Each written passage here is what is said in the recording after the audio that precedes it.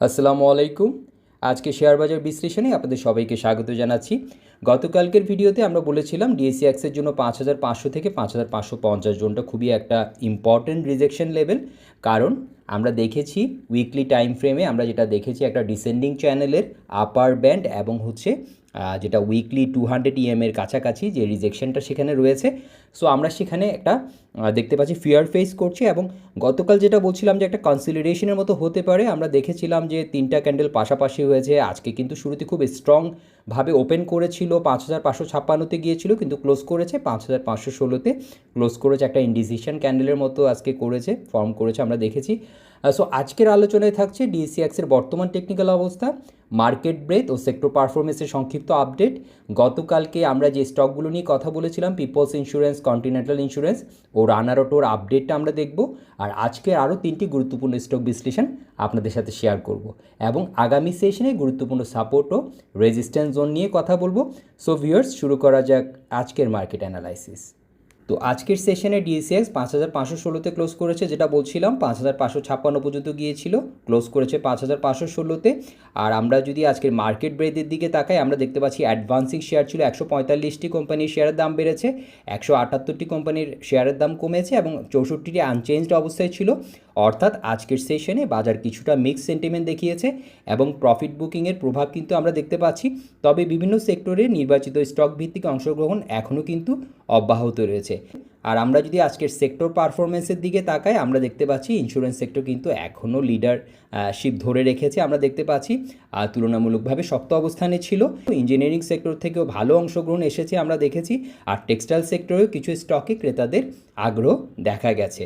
আর IT সেক্টরে কিছু স্টকে কিন্তু নির্বাচিত স্টকে আমরা মুভমেন্ট দেখেছি। বর্তমান বাজারে এখনও সেক্টর রোটেশন কার্যকর রয়েছে, তাই আপাতত বাজেট নেগেটিভের চেয়ে প্রাইস অ্যাকশন এবং ভলিউম বিহেভিয়ারকে বেশি গুরুত্ব দিয়ে আমি দেখছি। তো আমরা যদি ডিসিএক্সের চার্টের দিকে আজকে যাই, আমরা দেখতে পাচ্ছি ডিসিএক্স এখন একটি গুরুত্বপূর্ণ রেজিস্ট্যান্স জোনের ভেতরে রয়েছে, যেটা আমরা বলছিলাম ৫৫০০ থেকে ৫৫৫০-এর যে জোনটা রয়েছে। আজকে ক্লোজ করেছে ৫৫১৬তে। তো এখনও কিন্তু ৫৫৫০-এর এ লেভেলকে ভেঙে অ্যাকসেপ্টেন্স তৈরি করতে পারেনি। সো এখন দেখার বিষয়, আগামী 2-3টা সেশন আমাদের জন্য খুবই ইম্পর্টেন্ট। তো বর্তমানে আমাদের নজরে থাকবে ৫৫০০, ৫৪৫০ থেকে ৫৪৭০-এর যে জোনটা রয়েছে এর নিচে। আর আমাদের রেজিস্ট্যান্স জোন হিসেবে ৫৫৫০, যেটা আমাদের জন্য একটা বড় বাধা, এবং এটাকে ভেঙে যদি অ্যাকসেপ্টেন্স তৈরি করতে পারে সেই ক্ষেত্রে ৫৬৩০ থেকে ৫৬৮৫ জোনটা আমাদের জন্য ইম্পর্টেন্ট হতে পারে।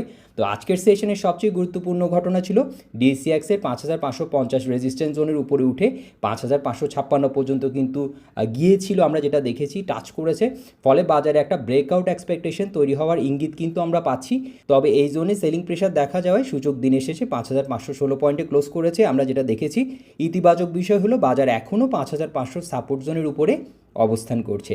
যদি আগামী সেশনগুলোতে ৫৫৫০-এর উপর শক্তিশালী ক্লোজিং এবং অ্যাকসেপ্টেন্স তৈরি হয়, তাহলে ৫৬৩০ থেকে ৫৬৮৫ জোনের দিকে পরবর্তী মুভমেন্ট দেখা যেতে পারে। আর অন্যদিকে ৫৫০০ লেভেল যদি ভেঙে যায়, সেই ক্ষেত্রে কিন্তু স্বল্প মেয়াদে কিছু কনসলিডেশন বা পুলব্যাকও দেখা যেতে পারে।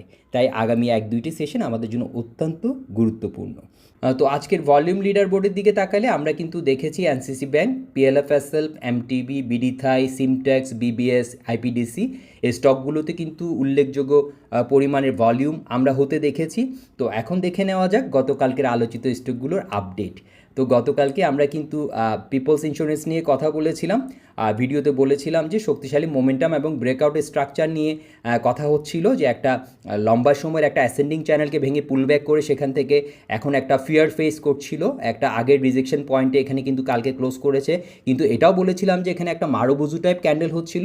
তো আজকে দেখেছি একটা গ্যাপ দিয়ে কিন্তু ওপেন করেছে এবং 6170-তে ক্লোজ করেছে। সো যেটা বলছিলাম যে এই লেভেলের উপর যদি ধরে রাখতে পারে, ভলিউম সাপোর্ট যদি থাকে, সেই ক্ষেত্রে পরবর্তী ইম্পর্টেন্ট লেভেলের কথা বলছিলাম 68-50, 74-60। তো দেখা যাক এরপরে প্রাইস কী ধরনের রিয়েক্ট করে। এরপরে যে স্টকটা নিয়ে কথা বলেছিলাম সেটা হচ্ছে কন্টিনেন্টাল ইন্স্যুরেন্স। তো এখানেও কিন্তু বলছিলাম যে একই লেভেল থেকে একটা ফিয়ার ফেস করতে পারে, এরকম একটা সম্ভাবনার কথা বলছিলাম, যে লেভেলটার কথা বলছিলাম 36-এর লেভেলটা। তো আজকে দেখেছি ওখান থেকেই কিন্তু আবার ক্লোজ করেছে 34-20। তো ফিয়ার ফেস করছে, একটা ডাবল টপ ফরমেশনের সম্ভাব্য ইঙ্গিত দেখতে পাচ্ছি, যদিও ভলিউম কনফার্মেশন নেই। তবে এখানে কিন্তু একটা বিয়ারিশ ডাইভারজেন্সের একটা সম্ভাবনা রয়েছে। সো আমাদেরকে একটু সতর্কভাবে দেখতে হবে যে এই লেভেলটা ভাঙতে পারছি কিনা। 36-এর উপর ভেঙে যদি এটা উপরে যদি একটা অ্যাকসেপ্টেন্স তৈরি করতে পারে 36কে ভেঙে, সেক্ষেত্রে 3860 আমাদের জন্য ইম্পর্টেন্ট হতে পারে। এরপরে যে স্টকটা নিয়ে কথা বলেছিলাম রানার অটো, তে ফলিং ওয়েজ ব্রেকআউট এবং বলেছিলাম টার্গেট অ্যাচিভ করেছে, আবার নেমে আবার সেখান থেকে ঘুরে দাঁড়িয়েছে এবং একই যে আগের যে রিজেকশন লেভেল 45 থেকে 46 সেখানে কাছাকাছি অবস্থান করছিল। সো বলছিলাম যে এই লেভেলটা আমাদের জন্য খুবই ইম্পর্টেন্ট। এই লেভেলকে ভেঙে যদি দাঁড়াতে পারে সেক্ষেত্রে উপরে 4850 থেকে 50 লেভেলটা ইম্পর্টেন্ট হতে পারে। সো আজকে দেখেছি একটা বেয়ারিশ ক্যান্ডেল দিয়েছে, 4360-এ ক্লোজ করেছে। সো প্রাইস কিছুটা কমেছে। ভলিউম সেই ক্ষেত্রে কিন্তু কনফার্ম করেনি যে এখান থেকে একটা সেল প্রেশার আসছে। সো এখন পর্যন্ত আমরা এটাকে বুলিশ স্ট্রাকচারটা এখনও দেখতে পাচ্ছি। আমরা যদি ইএমএ 50 এবং 20-এর দিকে তাকাই, সেটা এখনও কিন্তু আমাদেরকে বুলিশ স্ট্রাকচারটা এখনও ইনট্যাক্ট রয়েছে বলছে। তবে আমি যেটা বলছিলাম 45 থেকে 46-এর লেভেলটা খুবই ইম্পর্টেন্ট। সো আমরা জানি হিস্ট্রি রিপিট ইটসেলফ, একই জায়গা থেকে যখন বারবার প্রাইস রিজেকশন আমরা দেখি সেই লেভেলটা খুবই ইম্পর্টেন্ট একটা লেভেল হয়। এখন দেখার বিষয় এই লেভেলের নিচে কি একটা সাইডওয়েজ মুভমেন্ট করছে, একটা ট্রেডিং পজ করে তারপর ব্রেকআউট করবে, নাকি কালকে একটা বড় গ্রিন ক্যান্ডেল আমরা দেখতে পাবো। তো দেখা যাক এই লেভেলে প্রাইস রিয়াকশনটা কী হয়। তো চলে যাচ্ছি আজকের স্টক বিশ্লেষণে। তো প্রথমে বিডিথাই খুব স্ট্রং আমরা দেখতে পাচ্ছি, মারুবুজু ক্যান্ডেল একটা ক্রিটিক্যাল জোনে যদিও ক্লোজ করেছে 15.10 থেকে আমরা এখানে একটা জোন কিন্তু ক্রিয়েট করে দিয়েছি 14.90 থেকে 15.40। এই লেভেলকে ভেঙে যদি দাঁড়াতে পারে 16 এবং 17 দুটো ইম্পর্টেন্ট লেভেল। ভলিউম কনফার্মেশন রয়েছে আর আরএসআই মোমেন্টাম কিন্তু আমরা ভালো দেখতে পাচ্ছি। তো সব দিক থেকে আমি বলবো পজিটিভ রয়েছে। সো দেখা যাক পরবর্তীতে এইখানে এই জোনটাতে ক্রিটিক্যাল জোনটাতে কী ধরনের রিয়াকশন দেখায়। এরপরের স্টকটা হচ্ছে সিমটেক্স। তো সিমটেক্স টেক্সটাইল সেক্টরের মধ্যে আজ বিশেষভাবে নজরে এসেছে এই স্টকটি। দীর্ঘদিনের কনসলিডেশনের পর আমরা দেখেছি, আমরা যদি এখানে একটা প্যাটার্ন আছে কি না দেখার চেষ্টা করি, সো আমরা হয়তো এইভাবে কিছু ড্র করার চেষ্টা করব যেটা একটা সিমেট্রিক্যাল কম্প্রেশনের মতো কিছু ছিল কি না। আমরা যদি দেখার চেষ্টা করি সিমেট্রিক্যাল কম্প্রেশনের মতো আমরা কিন্তু দেখতে পাচ্ছি। সো সেই ক্ষেত্রে এই লেভেলটাতে আমরা দেখতে পাচ্ছি একটা কম্প্রেশনে রয়েছে। এই লেভেলকে ভেঙে যদি দাঁড়াতে পারে, আমি বলে দিচ্ছি প্রাইসটা যদি 26-এর উপর একটা স্ট্রং ক্লোজ দিতে পারে, সেক্ষেত্রে আমরা দেখতে পাচ্ছি 2780 থেকে আপনার 2860-এর জোনটা আমাদের জন্য ইম্পর্টেন্ট হবে। তো আমাদেরকে দেখতে হবে যে এই জোনে গিয়ে প্রাইস কী ধরনের রিয়াকশন দেখাচ্ছে। তো আমরা যেটা দেখতে পাচ্ছি গ্যান ফাইনালের সাপোর্টও কিন্তু এখানে রয়েছে, যে কারণে আমি নিচের দিকের লেভেলগুলো নিয়ে এখন আপাতত কিছু কমেন্ট করছি না। এরপর লাস্ট যে স্টকটা নিয়ে কথা বলবো সেটা হচ্ছে আরডি ফুড। আরডি ফুডের আমরা দেখতে পাচ্ছি ভালো পারফরমেন্স কিন্তু দেখিয়েছে।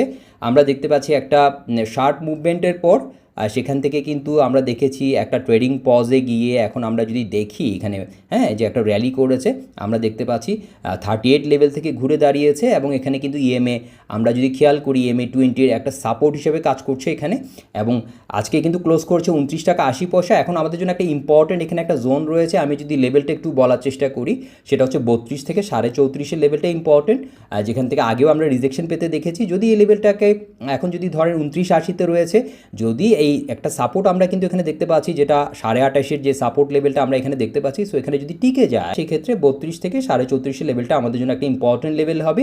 তো আমি যদি এক কথায় বলতে যাই, ভলিউমের সাপোর্ট রয়েছে এবং এটা বুলিশ একটা স্ট্রাকচারে রয়েছে। ভিউয়ার্স, আমরা দেখে নিলাম ভলিউম লিডার বোর্ডে থাকা 3টি স্টক নতুন করে আলোচনা করলাম, যেগুলোর স্ট্রাকচার এখন ভালো অবস্থানে রয়েছে এবং এখান থেকে মুভমেন্টে যেতে পারে সে ধরনের একটা অবস্থানে রয়েছে।